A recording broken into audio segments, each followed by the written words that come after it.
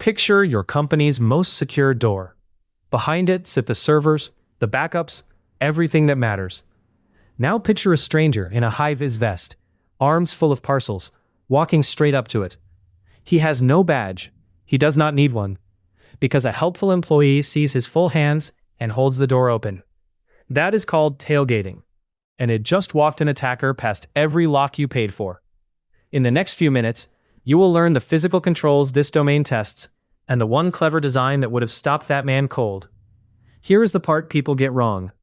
They think physical security is the boring bit you can skip. The exam disagrees. It tests this directly and hides easy marks in plain sight. This is Objective 3.1, and it will be on your paper. Remember, Lesson 3, the tech, the rules, and the locks? Those were our 3 control types. Today is all about the locks, the physical controls, the ones you can touch, walk into, or trip over. Let us work from the outside in, from the edge of the car park to the server room door. Start at the boundary. The first thing an intruder meets is a fence. A fence rarely stops a determined attacker on its own, but that is not its only job. It marks the boundary, slows people down, and tells casual trouble to go elsewhere. That is a deterrent control. And remember from Lesson 3, deterrents work on the mind, not the muscles. Near the gate, you might see bollards, those short, sturdy posts outside building entrances. They look decorative. They are not. Their job is to stop a vehicle being driven through the glass. People walk between them freely, but a car cannot pass. Then there is lighting. Bright, even lighting removes the shadows an intruder wants to hide in. It costs little and works, which is why the exam counts it as a physical deterrent. So the perimeter deters, delays, and exposes. How do you prove you belong once you reach the door? Usually with a badge or key card. You tap it, a reader checks it, the lock releases. That badge is something you have. Lose it, and whoever finds it can walk in as you, so a lost badge must be canceled fast. For higher security doors, a badge is not enough. There you meet biometrics, a fingerprint, a face, an eye scan. That is something you are, far harder to hand over or steal than a card. Slower and pricier, but for a server room, worth it. Now, a badge only proves that one person is allowed in. It does nothing about someone quietly following behind. A turnstile helps here. It is the waist-high gate you push through at a train station, forcing people through one at a time. A security guard adds the one thing no gadget has: judgment. A guard can notice that the man with the parcels does not look right, ask a question, and make a call on the spot. A guard both deters and detects, and unlike a camera, can actually intervene. Speaking of cameras, CCTV, closed-circuit television, watches and records. But be careful, because the exam tests this precisely. A camera does not stop anyone. It records them. That makes CCTV a detective control, not a preventive one. Quick throwback to lock that in. From Lesson 3, which of the 3 control types are all of today's tools? Say it out loud. Physical. Everyone is a lock, not a rule and not a piece of software. So how do you actually stop our tailgater from following someone through the door? This is where the exam's favorite physical control comes in, the access control vestibule. You may also see it called a mantrap. Picture a small booth with 2 doors, one behind the other.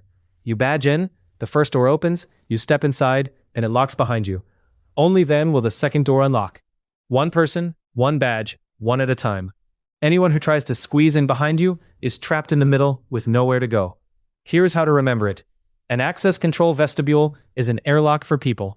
One in, one out. Tailgater trapped. Lock that phrase away, because the exam will describe the 2-door booth without naming it, and expect you to know what it is. There is one more idea to know by name, more a philosophy than a device. CPTED, said SEPTED. It stands for Crime Prevention Through Environmental Design. The idea is simple. Shape the space itself so it discourages crime. Clear sightlines, no hidden corners, and paths that funnel visitors past a reception desk. SEPTED. Design the space so it defends itself. Time for a quick exam check. An organization keeps having a problem. Unauthorized people slip through a secure door by walking in close behind an employee who has just badged in. Which control would best prevent this? A.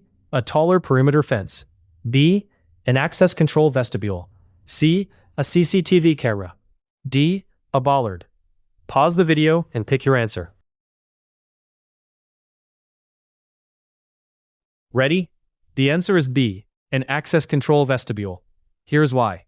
The vestibule lets one person through at a time and traps anyone following behind, so it stops tailgating by design. A perimeter fence guards the edge of the site, not the door, so A does nothing here. A CCTV camera records the tailgater but never stops them, so C is detective, not preventive. And a bollard blocks vehicles, not people on foot, so D misses the point entirely. Let me pull this together, exam checklist style.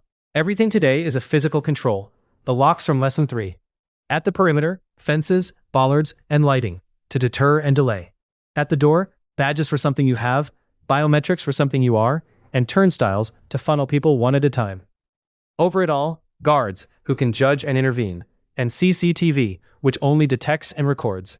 The vestibule stops the tailgater, one in, one out, and SEPTED designs the whole space to defend itself. Remember the man with the parcels at the start? Now you know exactly what would have stopped him. Not a bigger fence, not another camera. An access control vestibule, opening its inner door only once the outer one locked behind him. If physical security just went from boring to obvious, subscribe, because Domain 3 keeps building from here. And to turn these into reflexes, head to certcrush.app, where the CC question bank has physical control questions waiting. Next lesson, we move from the door to the decision behind it. Who gets to decide what you are allowed to open? That is DAC, MAC, and RBAC, 3 access models the exam swaps on purpose.